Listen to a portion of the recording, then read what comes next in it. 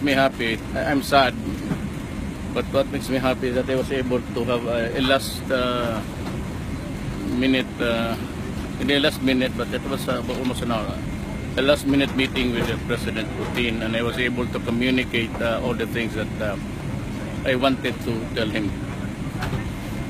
Maganda naman ang positive naman ang So message po sa mga kababayan natin. Mga kababayan natin, do not be too scared. I'm going home. I'm cutting my visit here to be with my countrymen, and I will deal with the problem once I arrive. But let me just tell everybody that I have declared martial law for Mindanao. How long? Well,